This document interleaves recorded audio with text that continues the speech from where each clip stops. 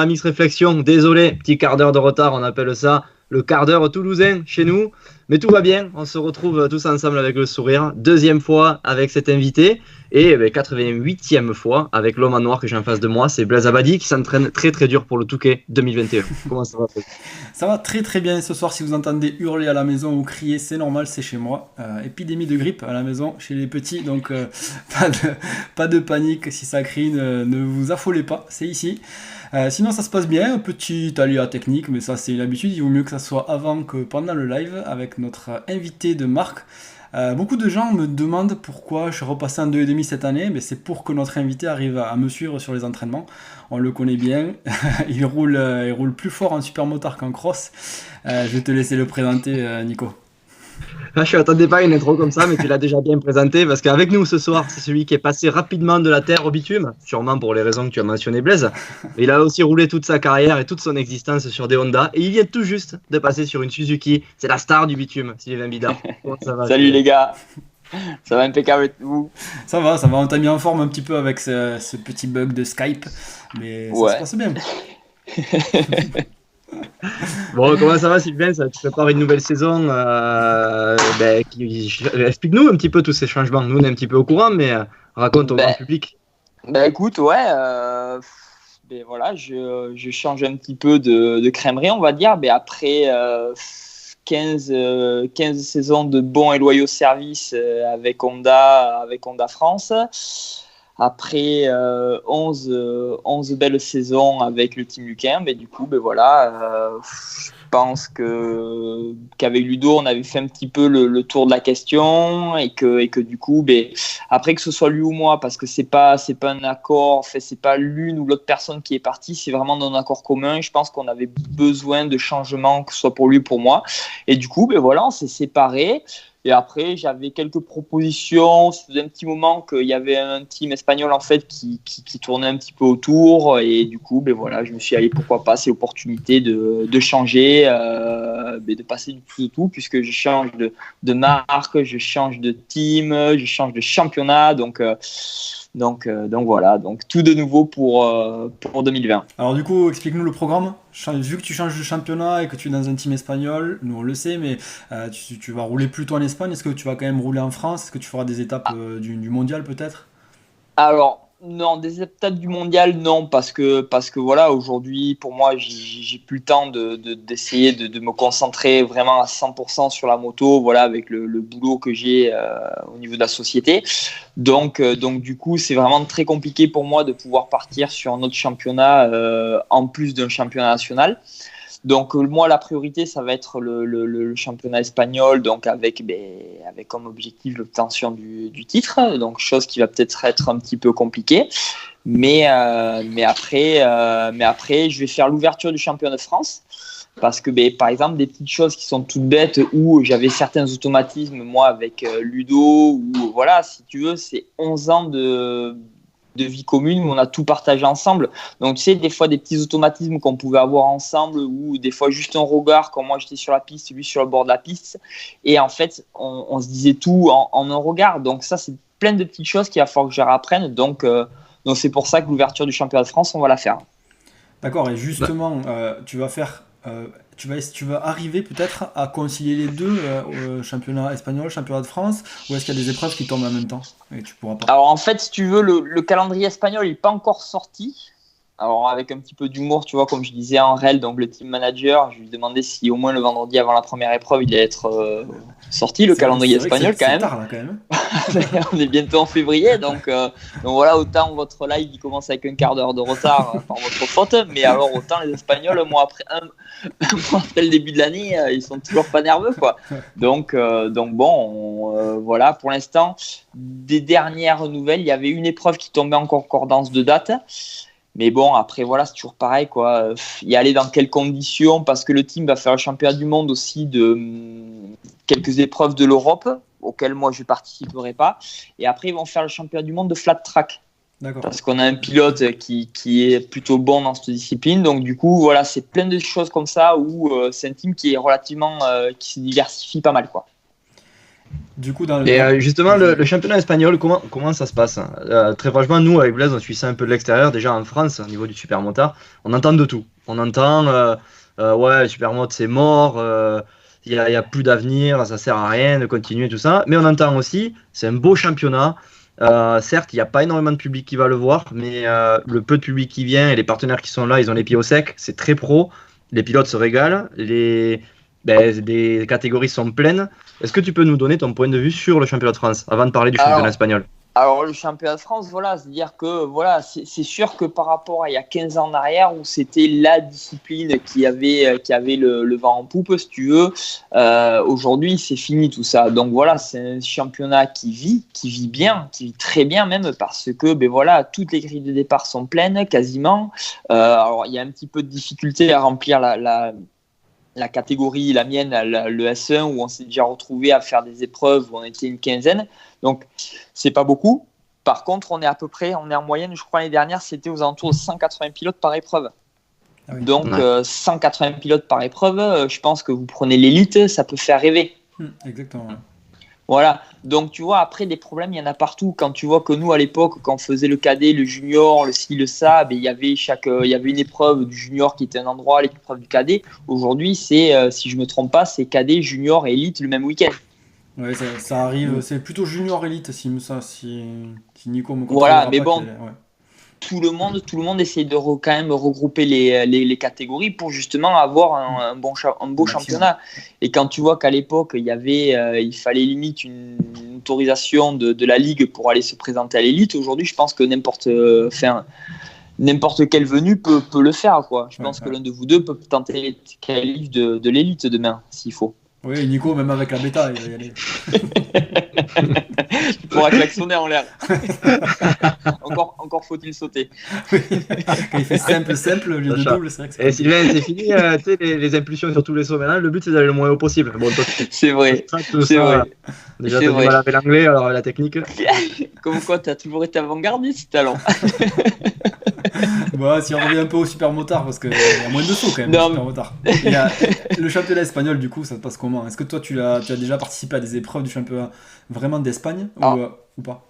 Alors, oui, c'est vrai que moi, je me rappelle bien. Ouais. En 2009, voilà, moi j'avais déjà participé au championnat espagnol. Moi en 2009, en fait, la première année que j'avais fait le Team Lucain, en fait, si tu veux, j'avais fait le championnat de France, j'avais fait le championnat d'Espagne, j'avais fait le championnat des États-Unis aussi cette même année-là. Donc le championnat d'Espagne, c'est un championnat que je connais bien. Après, si tu veux, il n'y a pas énormément de pilotes, puisqu'il m'expliquait justement que par épreuve, il était aux alentours de 90 pilotes. Donc, si tu veux, déjà, c'est 2 fois moins qu'en championnat de France. Alors que quand tu vois que, par exemple, juste sur l'île de la Réunion, le championnat de supermotard, ils sont 90 pilotes aussi. Donc, c'est sûr que ce n'est pas un championnat qui est énorme. Par contre, en termes de niveau... alors, je vais te parler par rapport au championnat de France de l'année dernière parce que si tu veux, là où tu as Thomas Charrer, si tu veux, tu as le meilleur niveau du monde puisque partant du principe c'est le meilleur pilote au monde. Voilà, quand il participe à un championnat, c'est le meilleur niveau au monde. Par contre, en championnat d'Espagne, tu vois, tu vas avoir pas mal de pilotes qui peuvent jouer le championnat. Si tu veux, cette année, on va être 5 à pouvoir jouer la gagne. Donc D'accord. Ça, c'est quelque chose qui est super intéressant. C'est un peu plus homogène qu'en France, du coup. Exactement, beaucoup plus homogène. Donc, c'est-à-dire que par exemple, on va avoir un Tchèque qui fait l'Europe aussi, qui va être là, Stinianski. On va avoir un Italien qui a eu le titre l'année dernière en Espagne, Saint-Martin, c'est un pilote qui roule très bien. Il va y avoir un petit jeune, Nicolas Cousin, un Français. Il va y avoir Germain Vincenot, mon coéquipier du Team Lucain, qui est passé avec moi aussi au Team Suzuki en Espagne, quoi. Et moi-même pour obtenir le titre. Et du coup, donc, c'est quelque chose qui va être pas mal. Pourquoi on a autant de pilotes étrangers qui viennent faire le championnat d'Espagne? Est-ce que c'est par rapport aux primes, par rapport à la facilité de trouver des guidons? Non, parce qu'en fait, si tu veux, c'est l'intérêt. En fait, si tu veux, ils roulent pour un team. C'est un team Honda en Italie. C'est le team Phoenix. Et en fait, qui ont des partenaires en Espagne. Donc, c'est pour ça qu'ils font que ce team-là, en fait le championnat espagnol. Donc, c'est pour ça qu'eux aussi vont se retrouver là-bas. D'accord. Donc, c'est une histoire de partenaires, en fait. D'accord. On a une question pour toi, Sylvain, de Kalou qui te demande quel numéro tu auras cette année. Est-ce que tu gardes ton numéro 64? Toujours. Ça, celui-là, c'est, je mourirai avec. Non, mais c'est vrai, c'est un numéro qui m'a toujours accompagné. Et même quand j'étais aux États-Unis, le 64 est très pris, j'avais le 164. Même quand j'ai fait les X-Games, j'ai toujours un numéro qui se terminait par 64 avec 100, 200 ou 300 devant. Mais voilà, c'est mon numéro. Et voilà. Et comme on est un petit peu chauvin dans le quartier, je vois par exemple pour toi, Blaise, le 65, tu l'as jamais utilisé. Non, pas. Non. C'était pas mon truc, quoi. Ça a jamais été. Et du coup, Sylvain, t'en es où on a parlé du championnat, mais toi, le pilote, il en est où de la préparation? Le pilote de la préparation, ça y va petit à petit. Si tu veux, voilà, j'ai roulé quelques fois avec Blaise, donc il a pu admirer la beauté du garde-boue arrière de la Suzuki, puisqu'il n'était pas trop devant moi ces quelques journées qu'on a passées ensemble. Donc pourtant, à ce moment-là, tu avais un 4,5, c'est dommage. J'étais venu en basket, on me prêtait les affaires. Et du coup, non, voilà, après pour l'instant, j'ai juste fait du roulage en cross avec la moto. Donc pareil, si tu veux, c'est des petits détails, mais par exemple, le premier coup, je suis monté sur la moto, en fait, j'ai scotché sur la couleur du garde-boue avant. C'est-à-dire, je suis resté bête, je voyais cette couleur jaune que je n'avais jamais vue de ma vie sur le garde-boue avant, et je ne voyais que ça. Et voilà, après, c'est des petites habitudes qu'il faut reprendre. Donc pour l'instant, on a juste fait roulage motocross. Et justement, j'avais cette question, tu nous en as parlé, et tu nous as dit que autant toi que les autres pilotes, vous roulez assez peu quand même un supermotard. Je me demande, alors surtout toi peut-être, mais je me demande comment on fait pour progresser dans une discipline quand on s'entraîne dans une autre. Je veux bien, le fait d'aller vite en cross, ça nous aide en supermoto, mais quand même pour être bon en supermoto, il faut rouler quand même en supermoto. Après, si tu veux, la discipline, ça fait 16 ans que j'en fais. Donc, si tu veux, j'en ai bouffé du bitume, mais en veux-tu, en voilà. Donc, si tu veux, à un moment donné aussi, c'est pareil. Si tu veux, le gros souci qu'il y a, c'est que je pense que j'étais un petit peu tombé dans une routine où, en fait, la Honda, je la connaissais par cœur. Je pouvais monter dessus les yeux fermés. Je crois que même les 3 ou 4 dernières saisons que j'ai fait, je rodais la deuxième moto le jour de la première épreuve. Donc c'est pour te dire voilà le nombre d'heures que je faisais avant. Mais si tu veux, tout était acquis parce que même si les motos elles évoluent plus ou moins, voilà, ou par exemple en 2017 tu sais il y a une évolution par rapport à la moto. Si tu veux, la base reste un petit peu la même. Donc tu fais 2 journées de roulage, ou on faisait 2 journées de roulage avec Bud pour régler les suspensions. On arrivait à un compromis qui était pas trop mal et après c'était réglé l'histoire. Après les automatismes ils arrivent vite à revenir. Donc si tu veux, je pense que voilà il y avait cette petite ce côté où on était tombé dans une espèce de facilité où du coup il n'y avait pas forcément besoin de rouler énormément parce que on savait déjà plus ou moins ce qui allait. Pareil, les mecs de chez Honda qui allaient me régler les cartographies, ils savaient déjà ce que j'aimais. Donc, si tu veux, direct, ils arrivaient à me trouver quelque chose en 2-2 qui me convenait parce qu'on se connaissait tellement par cœur que du coup, il n'y avait plus forcément ce besoin de travailler énormément, quoi. Même s'il y avait toujours besoin, puisque voilà, on était, il faut le dire, on était dominé par un mec comme Thomas Charrer. Donc, c'est qu'il y a toujours à progresser. Mais il y avait ce petit côté qui manquait et cette petite excitation qui manquait ou voilà quoi. Et du coup, tu vas plus t'entraîner en supermoto du fait que tu as changé de machine surtout? Après, je pense que le problème qu'il y a, c'est que Ludo et moi-même, on était vachement sur le truc où on était sur une moto qui était le plus standard possible. C'est-à-dire que par exemple, les motos qu'on avait l'année dernière, les moteurs étaient d'origine à 100%, les lignes d'échappement étaient d'origine à 100%, donc si tu veux on avait très peu de pièces au niveau des motos et voilà, et au moins c'était une preuve aussi de prouver, même s'il y avait très peu de gens qui arrivaient à nous croire parce qu'ils ont l'impression que du coup comme on est devant on a des motos qui sortent de l'univers alors que c'était des motos qui sortaient de caisse malheureusement ou heureusement. Et voilà, et en fait le but du team aussi c'était de prouver à tout le monde qu'une moto d'origine peut aller vite. Parce qu'aujourd'hui, on est vachement dans il faut que j'achète une ligne Acra, il faut que j'achète ci, il faut que j'achète ça. Non, va mettre 1500 balles dans de l'essence et tu vas voir que normalement, tu vas arriver à progresser plus qu'en mettant 1500 balles dans une ligne d'échappement. Donc voilà. Alors que là, par contre, je passe vraiment du tout au tout où, si tu veux, ils ont de la pièce en pagaille sur les motos, ils ont des bras aussi en raccourci, ils ont des suspensions Lins, ils ont toutes les pièces qu'ils peuvent imaginer. Mais par contre, tu vois, j'ai discuté un petit peu avec les pilotes et je leur ai dit, d'accord, ok, vous avez un bras aussi en raccourci, mais par rapport à l'origine, comment c'est ? Ah ben on n'a jamais essayé l'origine.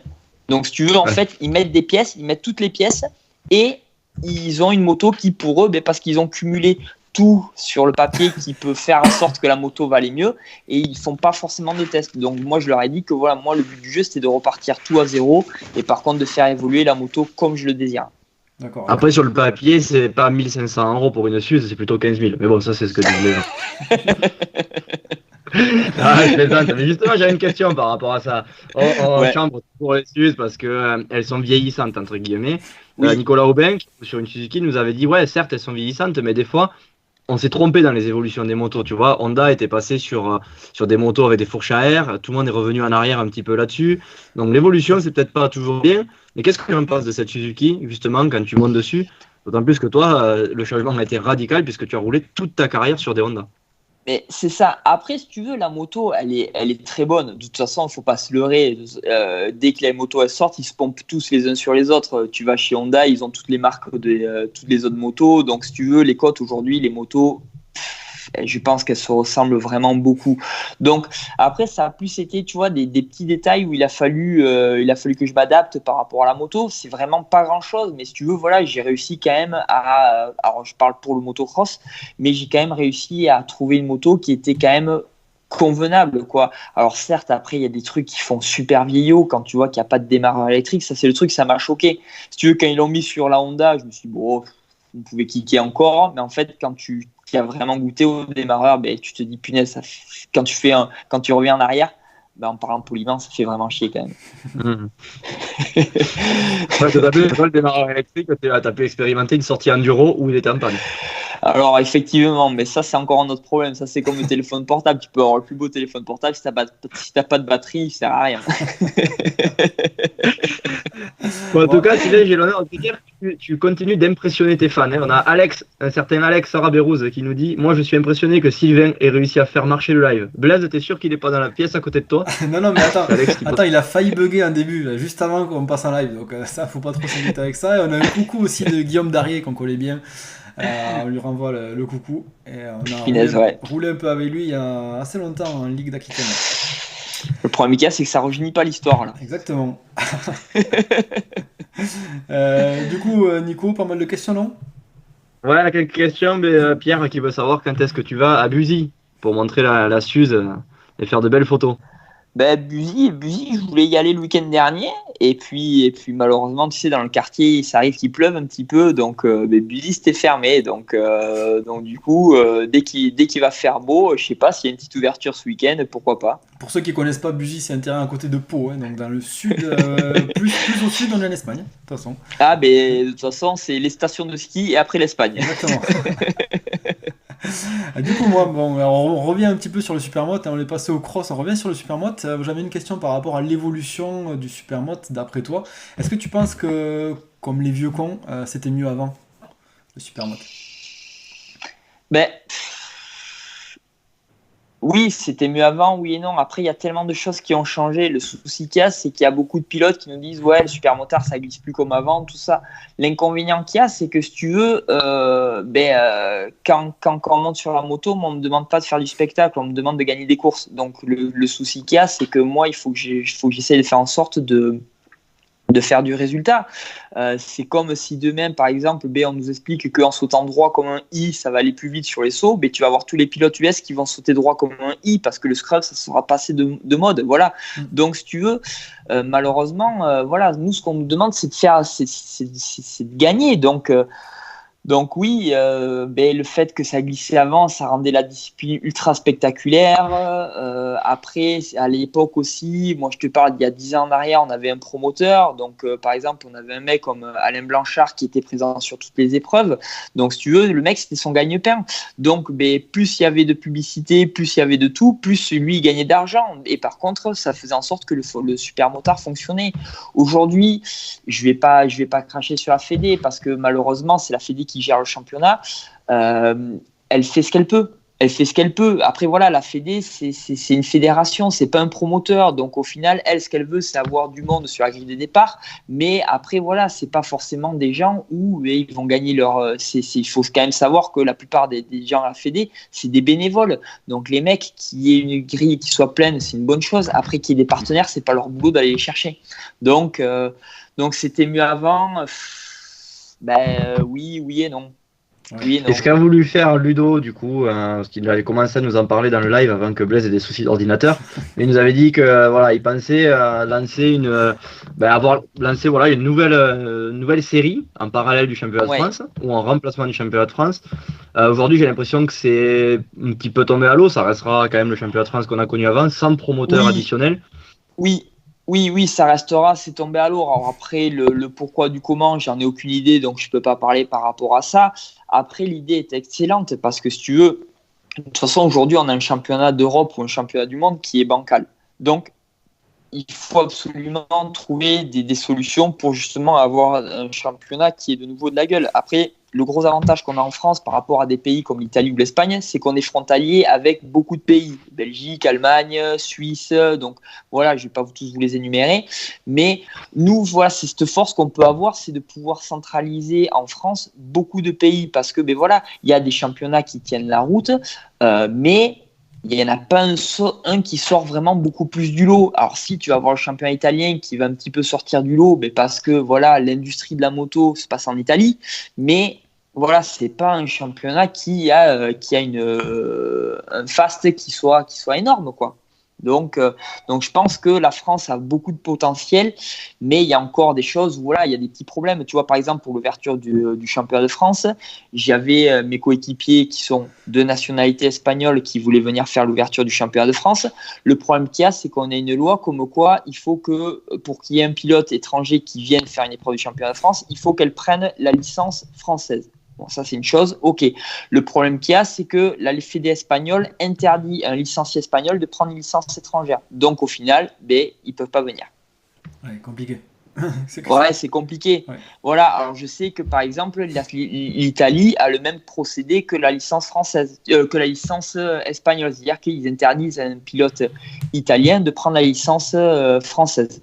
Donc, voilà, c'est le problème qu'il y a, c'est qu'il y a beaucoup de. On est en Europe aujourd'hui, mais par contre, toutes les fédérations font leur petite sauce et n'arrivent pas à s'accorder. Donc, c'est un petit peu ça qui est dommage aujourd'hui.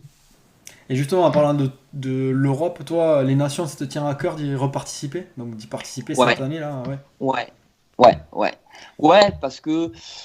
parce que voilà, alors après voilà, il faut bien se remettre dans le contexte. On parle que de super motards, c'est-à-dire que si demain il m'arrive les problèmes qu'ils ont eu aux nations à Assen en cross, je vais pas avoir 200 000 commentaires sur Facebook ou sur ce que tu veux qui vont m'assassiner, tu vois. Juste d'avoir Instagram, alors de toute façon. Ça t'aurait pas trop touché, ça. Ouais, tu vois que je suis pas trop actif sur les réseaux sociaux, on va dire. Non, mais tu vois, donc voilà, il faut quand même rester honnête, c'est que du super motard, mais voilà, après ça reste quand même ma discipline et représenter ton pays dans ta discipline, ça fait toujours plaisir. Donc oui, c'est quelque chose qui me tient énormément à cœur et je vais tout faire pour essayer de montrer que malgré mon changement de team, malgré mon changement de pays, tout ça, je vais essayer d'être le plus rapide possible et prouver que j'ai ma place dans l'équipe de France à 35 ans. Tu penses du coup que c'est réalisable ça, le fait que ton championnat principal soit le championnat espagnol et d'être sélectionné pour les nations? En même temps, ils vont pas avoir beaucoup le choix parce que le problème qu'il y a, c'est que par exemple un mec comme Thomas Charrer, son championnat principal, ça va être le championnat d'Italie cette année. D'accord. Parce que TM, si tu veux, ça fait 2-3 années justement qu'ils se font un peu ruiner par notre team, donc ça les excite un petit peu. Donc du coup, je sais que Thomas, ils lui ont un peu obligé de retourner sur le championnat italien. D'accord, du coup, là c'est sûr que... Voilà. En fait, si tu veux, pour faire simple, du podium du championnat de l'année dernière, les 3 du podium, on n'est plus en championnat de France. Ouais, c'est sûr. Ouais. En tout cas, pas sur la totalité. Ouais. Pas sur quelques épreuves, peut-être. Voilà, sur le championnat, sur quelques épreuves. Donc Donc voilà, alors après il va y avoir de très bons pilotes parce que je sais que justement c'est Laurent Fat qui revient en championnat de France. Donc voilà, Laurent, il n'y a pas à tortiller, c'est un excellent pilote. Donc voilà, le niveau va être très bon en championnat de France. Mais voilà, mais si tu prends les papiers du podium final du championnat de l'année dernière, de 2019, il n'y a plus aucun pilote. D'accord.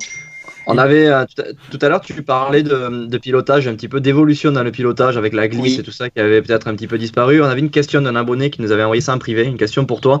Penses-tu que les performances et les évolutions des motos, alors il parlait surtout de la rigidité et dimension des roues, ont diminué le spectacle en supermotard?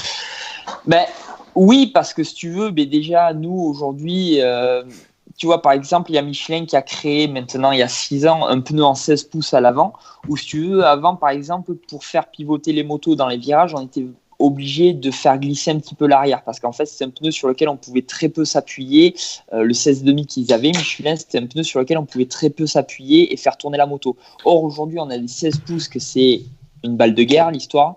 Et du coup, c'est un pneu qu'on peut utiliser énormément et en fait se permettre aujourd'hui de faire pivoter la moto grâce à ce pneu avant, alors qu'avant, on n'utilisait plus ce pneu arrière. Donc, l'évolution des pneus, si tu veux, fait que voilà, le spectacle, comme je t'ai dit, malheureusement, c'est nous, on nous demande de gagner, on ne nous demande pas de faire du spectacle, sinon on fait du stunt. Ouais.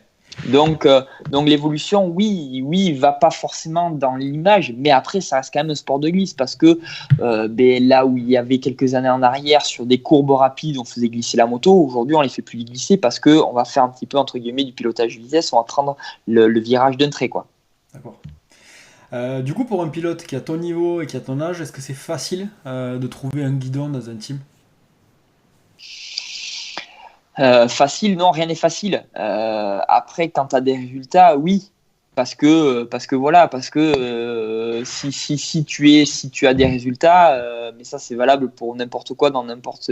Si demain t'es dans votre boulot, vous êtes mauvais, vous allez vite dégager du truc parce que si vous êtes mauvais, il n'y a pas de place pour vous. Donc si tu veux, l'année dernière, je finis vice-champion de France derrière Thomas Charrère. J'ai réussi à le battre que sur une épreuve, mais voilà, parce que c'est le meilleur du monde. Mais si on regarde réellement les gens qui ont battu Thomas Charrère l'année dernière, il n'y a que 3 pilotes. Ouais. Donc, si tu veux, voilà, aujourd'hui, alors je vais pas me considérer parmi les meilleurs du monde parce que j'ai pas cette prétention-là, mais voilà, je reste quand même encore un des pilotes, et voilà, qui peut être un petit peu demandé. Et tu vois, quand il y a quelques teams qui ont su que j'étais parti en Espagne et que j'avais changé de team, il y en a plein qui m'ont dit, mais comment ça se fait que tu aies changé de team? Des team managers qui m'ont envoyé des messages, ils disaient, mais on pensait jamais de la vie que tu allais un jour changer d'équipe.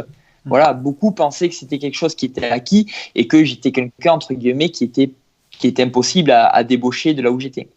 Et du coup, le fait que tu aies 35 ans dans plusieurs sports comme le motocross par Alors exemple. les 35, ils sont pas Ouais, acquis encore, c'est les vrai, 35, c'est dans donc pas longtemps. 34. C'est Non, mais c'est 34 encore. Ouais, 34 3 quarts, du coup. Ouais, voire même un bon 80%. Ouais. Du coup, à 34 ans 3 quarts, avec ta discipline, c'est pas un souci l'âge. Est-ce que tu penses que tu peux durer comme ça jusqu'à 38, 39, 40 ans? J'espère. Il y a moins... Est-ce que tu en sens fait, une il y a moins- différence déjà par rapport à il y a 5 ans, 10 ans, physiquement ou tu vois? Non, parce que si tu veux, après oui, si tu veux, il y a des fois des week-ends où voilà, où quand les parties terres elles sont un petit peu dures, quand en fait nous, si tu veux, la misère pour nous, c'est quand on va avoir des parties terres qui sont à peine un petit peu bosselées, tu sais, comme ce qui peut nous tabasser un petit peu en cross. Nous, le problème qu'il y a, c'est qu'en supermotard, les roues elles sont beaucoup plus petites, donc elles sont beaucoup plus rigides, les suspensions sont vachement plus dures. Tout ce qui est pression des pneus, c'est pareil, c'est des choses où on a beaucoup plus de pression. Donc du coup, nous, le moindre trou, il nous tabasse, mais un truc de malade. Donc, tu vois, va y avoir des fois un peu des parties terres où, quand elles sont un petit peu physiques, je vais essayer de rester un petit peu plus calme dans ces parties-là, sans me mettre le couteau sous la gorge, parce que sinon, je sais qu'à un moment donné, je vais m'envoler. Donc oui, peut-être que l'âge va faire en sorte que ça va pas m'aider. Mais si tu veux, aujourd'hui, j'ai j'ai une expérience qui fait que voilà, ça a une valeur qui est entre guillemets aujourd'hui inestimable, et c'est ce qui me permet d'être encore sur le devant de l'affiche.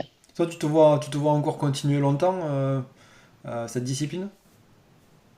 Parce qu'on sait, alors pour ceux qui te connaissent pas, nous on te connaît, mais on sait que tu es oui, patron d'entreprise. C'est bien ça, Ouais, maintenant. Donc ouais, c'est ça, ouais. tu as ta propre entreprise de motoculture. Donc du coup, tu mènes de front deux domaines Les deux choses, ouais. qui sont vraiment différentes.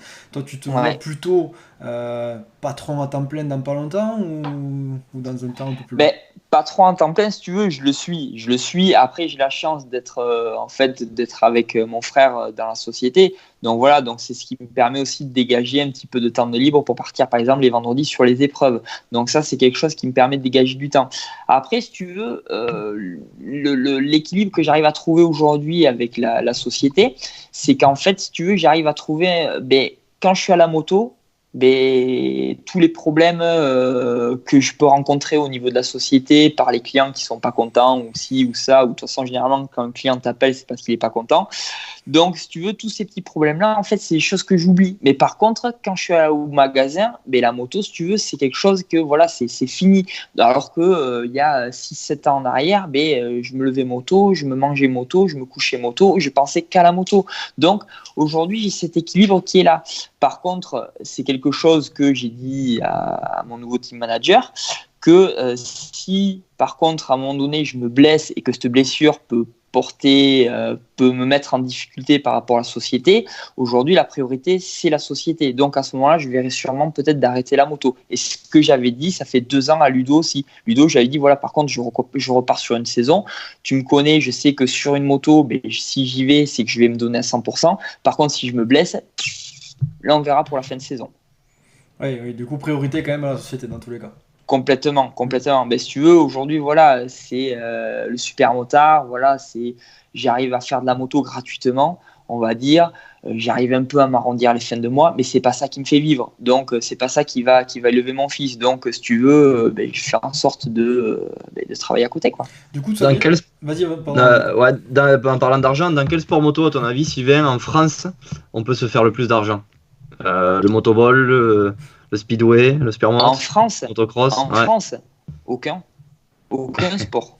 En France, il n'y a rien qui paye. Il n'y a rien qui paye. Et malheureusement, il faut que tu ailles faire quelque chose comme de la MotoGP, mais par contre, il faut que tu sois dans les 4 ou 5 premiers. Si tu fais du motocross, c'est pareil. Regarde des mecs comme le petit Pichon. Qu'est-ce qu'il fait aujourd'hui? Si tu veux, combien ça lui a coûté une saison l'année dernière, tu vois? Donc, si tu veux, c'est super compliqué. Pourquoi un mec comme lui, il revient en élite? Tu vois? Parce qu'aujourd'hui, il n'y a pas de sport qui paye. Donc, moi, ça me fait toujours rigoler quand j'entends certains tu les entends limite, ils sont devant en ligue, ils sont à moitié dernier à l'élite, et ils te disent, je gagne ma vie en moto. Mais comment tu fais alors, mon grand? Parce que là, il y a une étape que je dois louper. Après, il y en a qui arrivent quand même, quand je disais en France.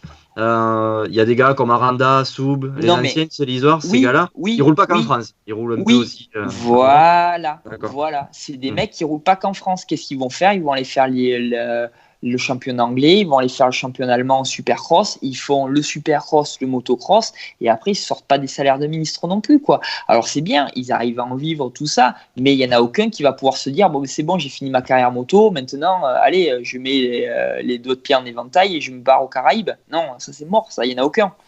C'était le cas justement avant, au début du supermotard, à l'époque de Thierry Van Den Bosch, Boris Chambon et tout ça. Ah tu demanderas à Boris, il a une belle Rolex qu'il avait achetée juste avec les primes d'arrivée d'une épreuve. Maintenant, c'est plus le cas. Tiens, regarde. Non, mais voilà. Non, mais oui, ils ont gagné beaucoup d'argent à l'époque, et tant mieux pour eux, mais c'était une économie aussi qui faisait que, voilà, il y a 15 ans en arrière, le problème qu'il y a, c'est que les volumes de motos qui se vendaient, c'était des volumes qui étaient 10 fois plus importants. Donc, si tu veux, il y avait beaucoup plus d'argent à gagner. Aujourd'hui, c'est pas pour vendre, je sais pas moi, j'en sais rien, peut-être qu'Honda, combien ils vont vendre de 450 CRF cette année? Ils vont vendre 300, 400. Tu vois, c'est des choses, c'est un petit peu difficile. Ouais, mais pas beaucoup plus, tu vois. Donc, c'est des choses qui sont vachement difficiles. Si tu veux, en France, c'est super compliqué de vivre de la moto. Tu vas aller en Espagne, par exemple, tu vas avoir un mec comme Marquez ou un mec comme Pedrosa dans une station Repsol. Tu vas aller voir des pancartes de Mobistar, par exemple. Tu vas avoir un mec comme Vignales, tu vois. Donc, si tu veux, c'est des choses où il va y avoir de la publicité qui va être faite autour de sportifs moto. En France, qui c'est que t'as? En France, personne ne connaît les sportifs, surtout moto tout-terrain, il y en a assez peu. Personne ne connaît. Assez Personne ne connaît. Alors qu'on a un jeune comme Fabio Quartararo qui déchire tout, personne n'en parle. Tu vas avoir après d'autres types. Ah, là, c'est le mien qui s'est réveillé. Ça, c'est bon. Ah oui, il n'y a pas que le magasin et la moto, il y a la famille. Ouais. Et là, je l'entends, en plus, il est en train d'appeler papa à mort. Donc là, c'est maman pas qui est bon. montée, mais. Non. C'est sûr Après, qu'il m'appelle voilà. pas moi. Ah non, pardon. Ça sera beau, papa, je t'ai déjà dit. Et donc, non, après, si tu veux, en France, on n'a pas du tout une culture des sports mécaniques. Ouais, On c'est n'a plus pas compliqué. du tout. Voilà, tu vois, un mec, on arrive à voir un mec comme Sébastien Loeb qui est dans une pub de chez SFR. Qui sait qui connaît Sébastien Ogier? Ouais, c'est vrai. Ouais, c'est Tu vrai. vois, et là, il y en a plein qui savent pas qui c'est Sébastien Ogier. Mais c'est le mec qui a gagné 6 fois le championnat du monde des rallyes après Sébastien Loeb. Mais personne ne le connaît. Voilà. Donc c'est quand même malheureux, tu vois. Aujourd'hui, on fait une discipline qui malheureusement est pas forcément bien vue. C'est tu consommes de l'essence, tu pollues. Ouais, exactement. Donc c'est un petit peu compliqué. En parlant de polluer, Thibaut nous demande si tu seras au Superbike de Mété. Alors oui, ça c'est quelque chose. Alors Superbiker. Superbiker, excusez-moi. Superbiker de Mété. Oui, c'est quelque chose, voilà, ça me tenait à cœur de le faire. Cette année, je voulais y retourner. Après, le Team Lucas ne voulait pas y aller, donc voilà, donc forcément, je pouvais pas y aller. Mais par contre, voilà, ça faisait partie de l'une de mes priorités parce que c'est une course qui me fait envie. J'aime beaucoup cette épreuve parce que justement, c'est l'une encore des rares épreuves, on va dire, en se disant que c'était mieux avant. Parce que voilà, c'est une épreuve qui se passe en ville, où tu as des fois le guidon qui est à 20 cm des pieds des spectateurs parce qu'ils sont sur un muret qui est à 1 mètre de haut. Donc, si tu veux, c'est une petite excitation. Cette course te procure une petite excitation que j'aime beaucoup. Et voilà, pendant 2 ans, je ne l'ai pas faite. Il y a 2 ans, je n'ai pas voulu la faire parce que, si tu veux, j'ai resté sur 4 épreuves catastrophiques là-bas, donc j'en avais un peu ras-le-bol. L'année dernière, je voulais y aller. Et en fait, le team n'a pas voulu se déplacer, donc j'ai pas pu y aller. Mais par contre, cette année, oui, normalement, à 99,9%, j'y serai. Bon, parfait. Là-bas, c'est si tu n'as pas réussi les épreuves auxquelles tu as participé, c'est parce que le niveau est beaucoup plus élevé, il y a beaucoup plus de monde. C'est une épreuve particulière, il me semble, non? Mais en fait, si tu veux, c'est vraiment une épreuve particulière où je crois qu'ils limitent les places à 280 et à chaque fois, il y a 280 places qui sont prises. D'accord. Donc, et par contre, tu as vraiment tous les meilleurs qui y sont. C'est-à-dire que c'est vraiment une grosse fête, c'est vraiment un gros show. Alors, c'est pareil, c'est une épreuve qui a perdu de son temps parce que moi, je me souviens la première année que j'avais fait Mété, et j'avais fait les 2 premiers tours parce qu'en fait tu as plusieurs catégories. Tu as la catégorie super motard où en fait tu as tous les pilotes du super motard, et après tu as une catégorie en fait super biker où en fait tu as plein de pilotes de tous les univers qui viennent et les prestiges super moto qui sont ensemble, dans lequel j'étais. Et en fait du coup j'avais fait les 2-3 premiers tours au ralenti pour voir en fait tous les pilotes qui me doublaient, et tu avais des mecs comme Troy Corser, c'est des stars de la vitesse.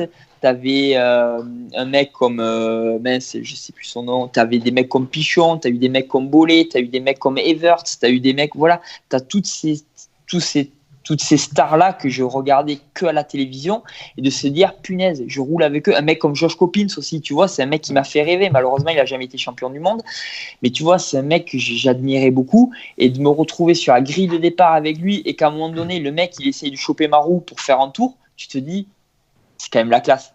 Donc c'est pour ça, c'est une épreuve que j'ai beaucoup aimé. Ouais, c'est sûr. C'est sûr, ça va faire un petit quelque chose. Ouais, voilà.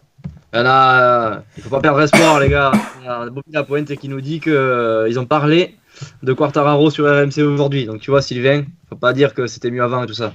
La jeunesse, on en parle. Moi, le problème qu'il y a, c'est qu'aujourd'hui sur RMC, je regarde des pots qui rencontraient le PSG. Donc là, non, mais c'est bien. Après, ils en parlent un petit peu, mais voilà, ils en ont parlé sur RMC. Tu le vois un peu à la télé ou quoi que ce soit. Alors si, ils en ont fait un petit peu, mais c'est dérisoire. Il n'y a pas Pernod qui va en parler à midi. Oui, ou une fois de temps en temps, mais c'est pas régulier, ça intéresse peu. Voilà, ça intéresse peu de monde. Voilà. Exactement. Ouais, il faudra qu'on reçoive Fabio Quartararo, il faudra qu'on lui laisse une petite chance quand même dans notre live. Voilà, pourquoi pas. Après, tu sais, de le faire connaître. c'est un mec, n'empêche, qui est vraiment très gentil, qui est très simple, qui a vraiment les pieds sur terre. Et c'est quoi? Je serais même C'est pas l'opposé de limite toi, surpris quoi. qu'il- C'est l'opposé de toi alors qu'il est bon. Et c'est ça. Bon, on a beaucoup parlé bitume, est-ce qu'on parlerait pas un petit peu Supercross? Parce que tout ce goudron là, parce ça me que- donne mal à la tête. Franchement, ce qui me fait, je tiens à préciser, ça me fait très plaisir. On n'a pas parlé de sable, mais on a une question de sable. Quand même. Je Et, elle vient de Guillaume Narier qui nous dit Sylvain, quand est-ce qu'on te verra au Touquet? Jamais. Non, mais ça, c'est sûr. Non, mais je crois ça, qu'on a quelque c'est- chose en commun, c'est ce petit goût pour le sable.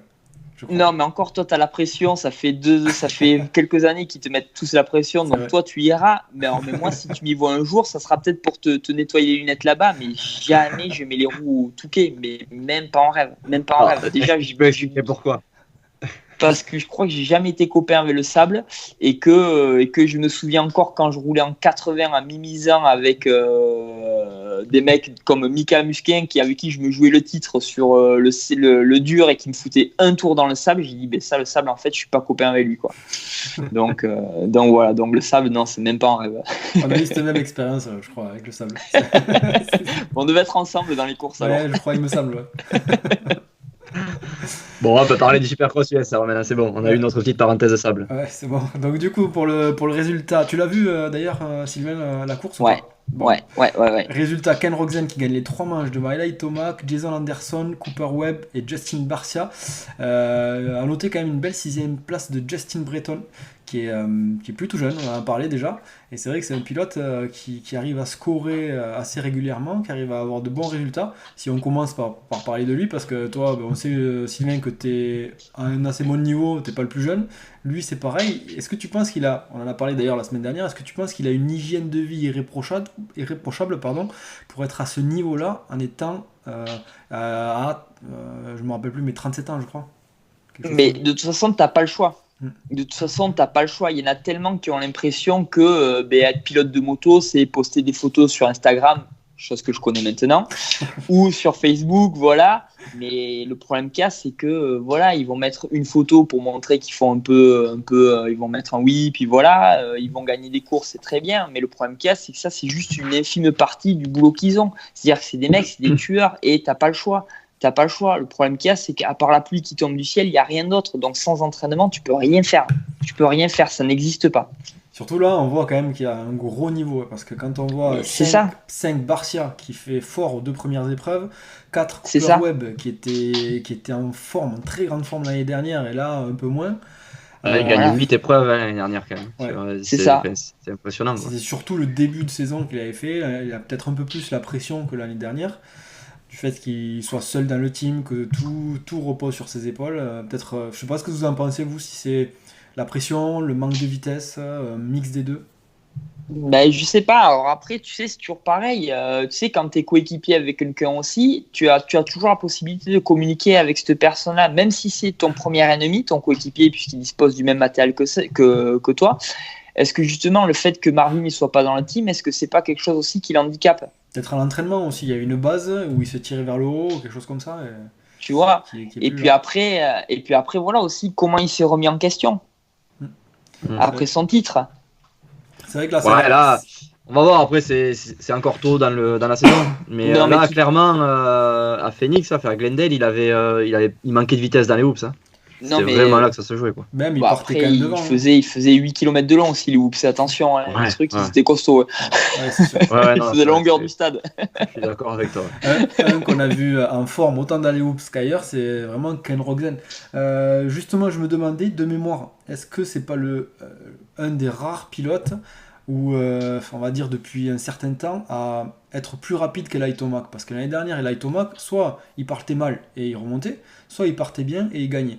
Et c'est vrai que de mémoire, il tombait. Il tombait. Mais de mémoire, dites-nous dans les commentaires si vous avez en tête un pilote plus rapide que lui. Alors peut-être Cooper Webb, mais j'ai pas le souvenir l'an passé que Cooper Webb ait doublé Eli Tomac. Alors que là, vraiment, Rogzen, ils sont partis ensemble. Il a fait un petit peu l'écart. Il était un peu plus rapide quand même. Donc voilà. Je sais pas ce que vous en pensez, vous, mais... Thomas lui a fondu dessus, puis Rogzen a remis un coup, c'était vraiment une belle manche. La première, c'était vraiment impressionnant. Moi, en tête, alors de mémoire, peut-être que ma mémoire me fait défaut, mais depuis... ambiance. Pas d'accord là-dessus. Pas d'accord. Non.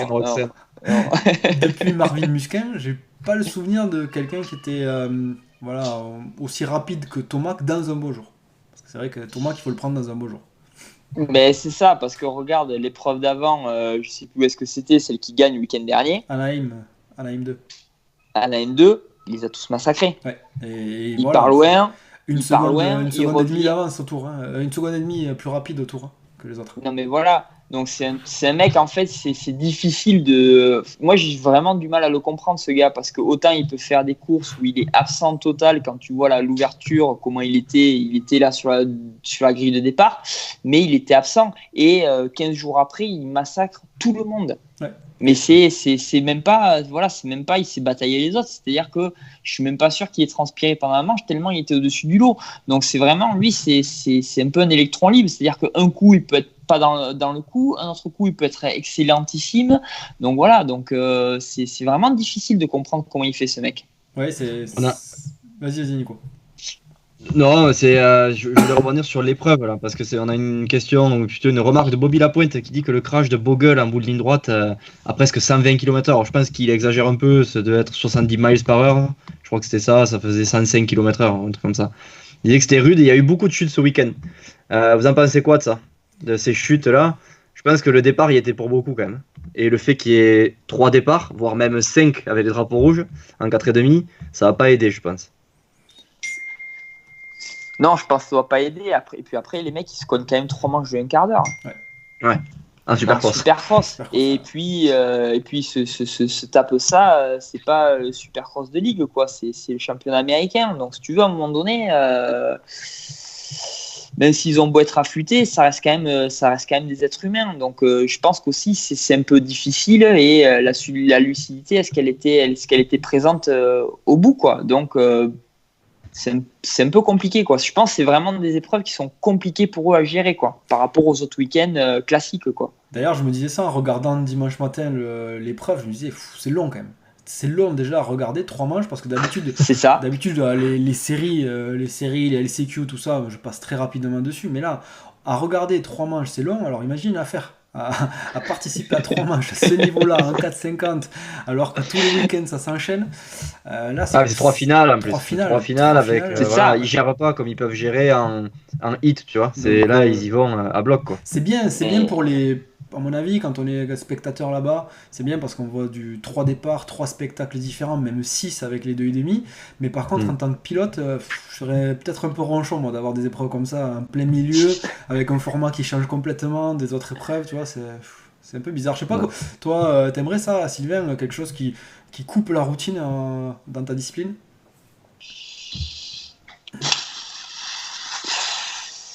Je sais pas, c'est un peu compliqué ta question, parce qu'après, si ça change les choses dans le bon sens, oui, pourquoi pas, tu vois. Après, pourquoi ne pas aller dans quelque chose qui fait évoluer le sport? Par exemple, tu vois, il y a une dizaine d'années, les X-Games, en fait, il y avait une épreuve où le supermotard, en fait, il devait faire un arrêt au stand et changer la roue arrière. D'accord. Ouais. Donc, tu vois, pourquoi pas un changement, tu sais, après une bonne idée, si tu veux, après de rester sur un format qui est connu, reconnu et plus que reconnu, si tu veux, je sais pas si c'est quelque chose qui est bon. Donc du coup, passer sur quelque chose qui peut être novateur, après bonne ou mauvaise idée, mais de tenter quelque chose de nouveau, pour moi c'est bien. Après, ouais, je pense que pour les pilotes, ça va être quand même chaud, quoi. Là, je suis en train de lire les commentaires, du coup je suis en train de ramasser parce que je dis que je passe vite sur les LCQ et tout ça. Les amis, quand le matin il y a Supercross et que l'après-midi il y a Championnat d'Italie, c'est vrai que ça fait une grosse journée télé, donc du coup on passe un peu rapidement quand même. Je vous avoue que on va pas passer Xavier qui dit Blaise il est fatigué de regarder la télé. Il chope le syndrome des loges et tout avec la tapette. Ouais, après moi je suis mon avis vous vous en foutez, mais je vais le donner quand même. Moi, j'aime bien en tant que spectateur, j'aime bien ce truc de casser la routine et tout ça. C'est vrai que le système de points ça a toujours été le même en Supercross et tout ça. Ils ont fait évoluer ça il y a quelques années. Maintenant il y a cette histoire de Triple Crown, je trouve ça pas mal. Il y aura des shootouts aussi est-ouest en 2,5, donc c'est bien, ouais, pour le spectacle, c'est pas mal. Après, il faut faire attention de ne pas perdre non plus le public novice, quoi, dans ces trucs-là. Et de pas perdre trop de pilotes en blessure aussi, parce que vu que c'est assez éprouvant, Ça va.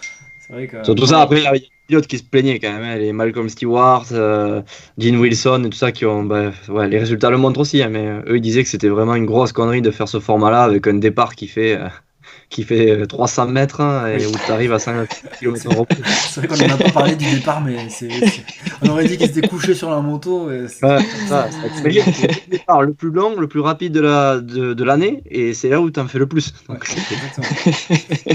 Ils ont failli serrer les moteurs au bout de la ligne droite et tout, comme le 50 Derby. Ah ouais.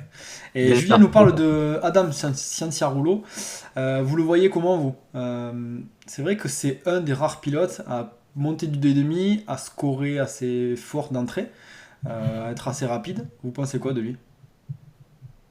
Vas-y, Sylvain. Après, il est bon, hein.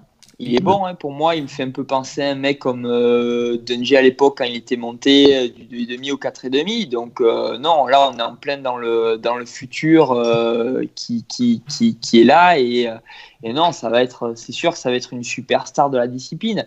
Après, le problème qu'il y a, c'est qu'il arrive en 4,5 où il y a quand même des sacrés clients, quoi. Alors, il n'y a plus des Villopoto ou des Dungey, mais il y a quand même des Tomac, des Ronsen et tout ce qui s'ensuit, quoi. Donc non, ça va être un super client parce que voilà, d'entrée de jeu, être présent comme il a fait, chapeau quand même. Hein. Il est 6e au championnat, à 1 point de Cooper Webb, donc 71 points pour Cianciarulo, Webb 72, Anderson 78.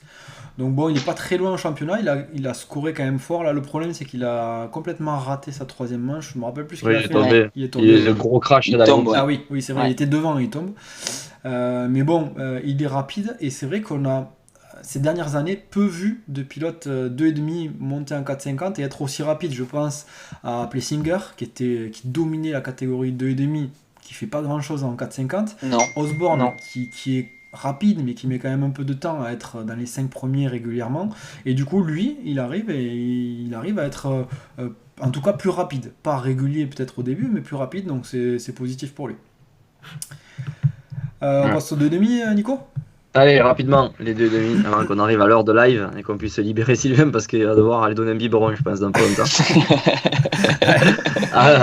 Les 2,5, du coup, on a eu la victoire de. Excusez-moi, j'ai pas les sous les yeux, c'était Austin Faulkner. Allez, je le dis. L'épreuve, c'est Austin Faulkner devant le français Dylan Ferrandis. 3e, premier podium de sa carrière, c'est Michael Mosiman. 4e, Brandon Hartranft, qui avait enchaîné 2 podiums et qui a fini 4e. Et 5e, Jacob Hayes. Je pense que cette finale ressemble un petit peu au championnat, à part qu'on va rajouter Cooper Webb. Justin Cooper. Justin Cooper, pardon, excusez-moi. Justin Cooper dans les 3 premiers, et voilà, on aura Faulkner, Ferrandis, Justin Cooper, Mosiman qui sera aux alentours de la 4e place, mais je pense, alors je peux me tromper, mais je sais pas ce que vous en pensez vous, on aura ce quatuor final. À part blessure peut-être.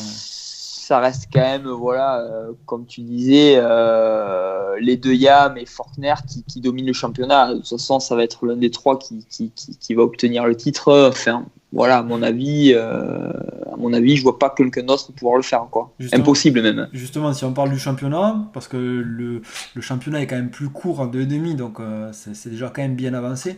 On a Justin Cooper avec 86 points, Dylan Ferrandis qui est revenu à 3 points, avec 83 points. Hartranft, j'ai du mal à le dire, 77 et Faulkner 76. On a Alex Martin qui est quand même 5e avec 66 points.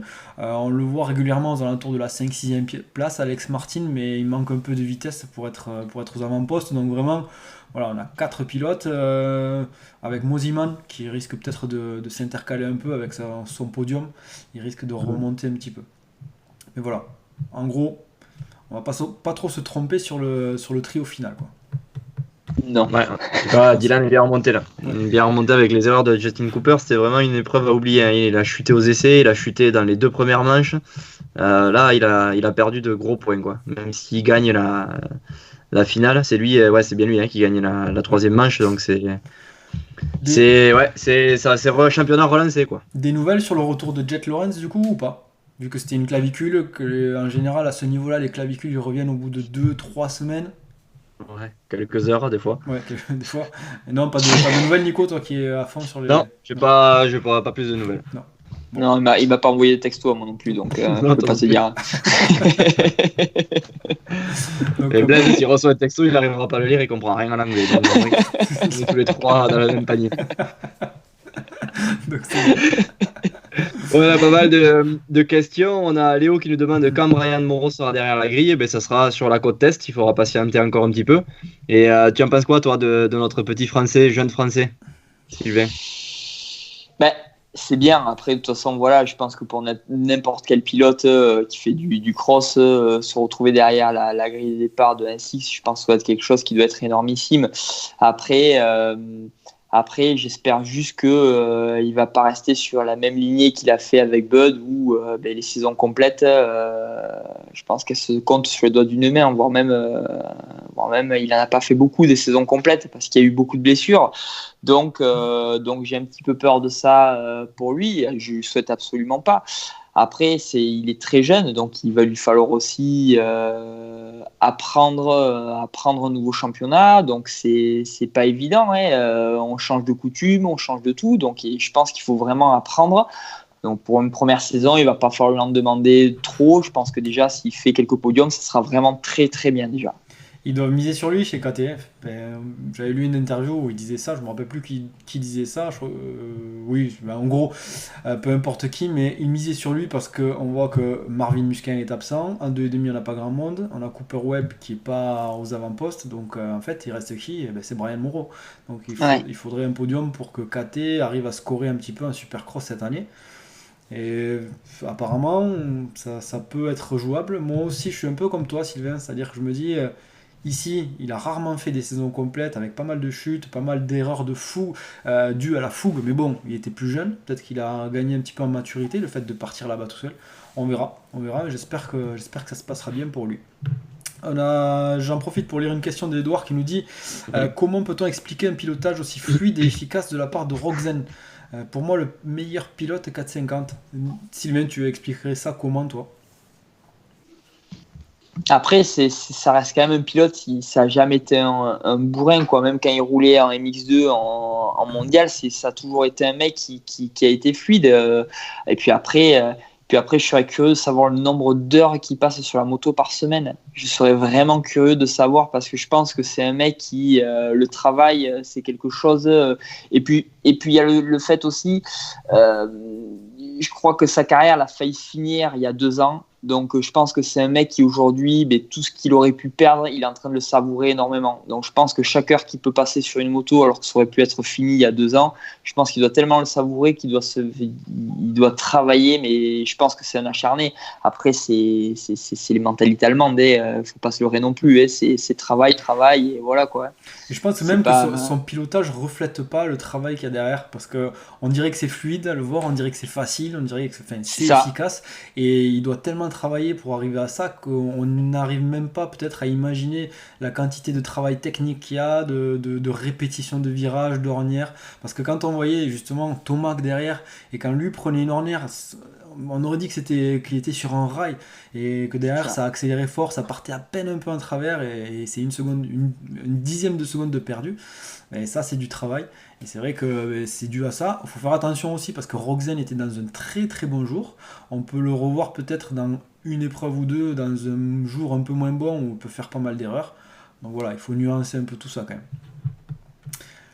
Ouais, après, il est peut-être un peu plus obligé maintenant de rouler fluide. Alors, comme tu disais, Sylvain, il a toujours été comme ça, mais du fait de ses blessures, il peut pas. Je pense qu'il peut pas avoir l'attaque d'un Tomac, par exemple. Ouais, mais après, est-ce que techniquement aussi, s'il se mettait à accélérer comme un bourrin, est-ce qu'il arriverait à être plus vite? Il y a ça aussi, tu sais. Et puis c'est vrai que quand tu le regardes faire, et tu te dis, punaise, moi demain je peux me pointer sur une grille de départ, c'est tellement simple le Supercross qu'il n'y a pas de problème, quoi.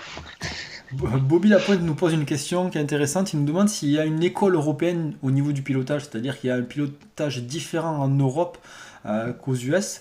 Bobby d'ailleurs qui est fan de baguette mais qui n'était pas à la fête, il était rapide mais pas niveau résultat, ce week-end c'était pas le top. Du coup je te pose la question Nico, à toi qui a roulé aux US en amateur, Ouais. Tu disais qu'il y a une différence vraiment au niveau de Oui. pilotage quand on va rouler niveau ligue ici et niveau ligue aux US. Explique-nous un petit peu ce que tu penses, toi. Ouais, c'est vraiment différent. Ils ont pas la même culture de pilotage. Ils vont plus bourriner, aller chercher les extérieurs, à passer très très vite. Déjà, d'une, parce qu'ils ont pas les mêmes pistes. Et nous, on a été éduqués plus à réfléchir. Tu vois, quand tu fais des stages, que t'es petit, tu roules sur des pistes défoncées. On va te forcer à élargir les traces, aller chercher les ornières à l'inter. Les Américains, ils font très peu ça.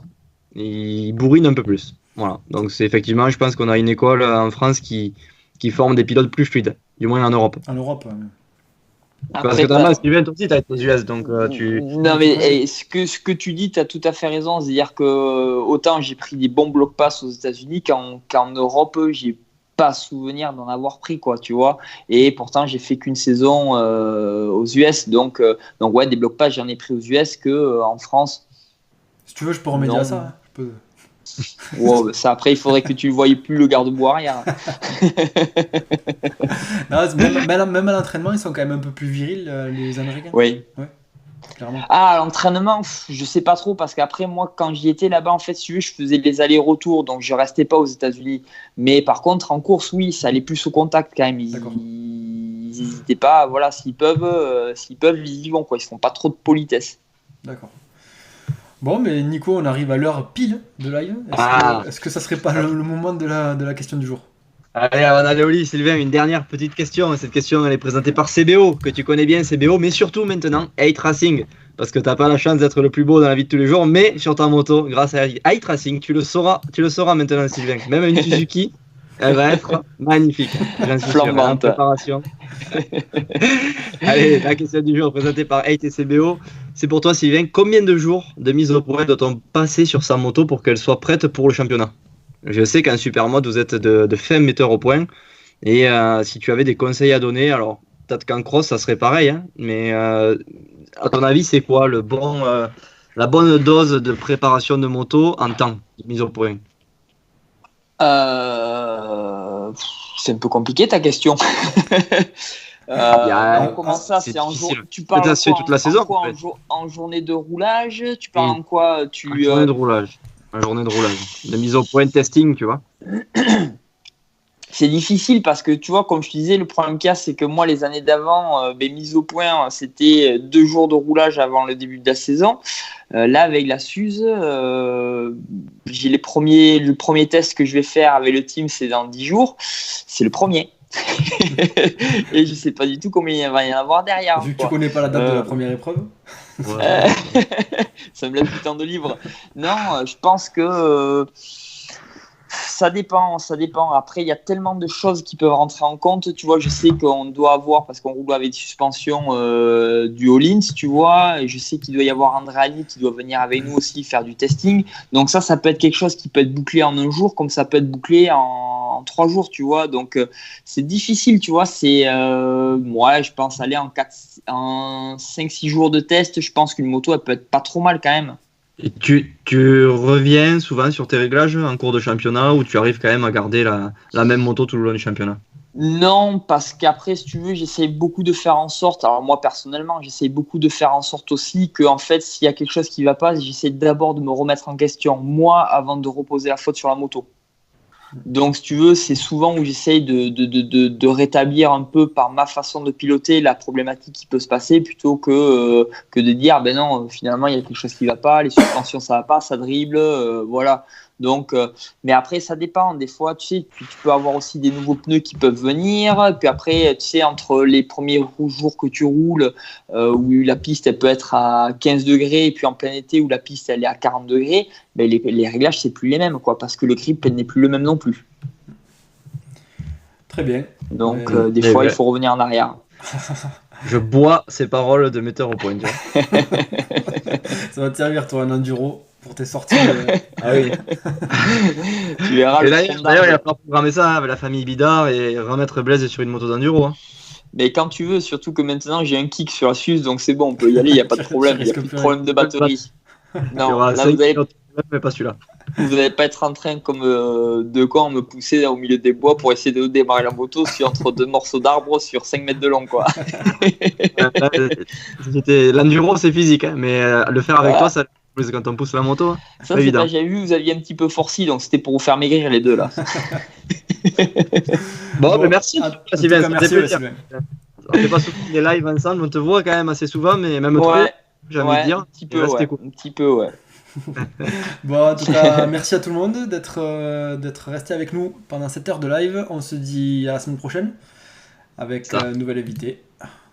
Allez, c'est ça. Bonne soirée à tous. À la prochaine soirée. Et à ce week-end, les gars. Ouais, ça marche.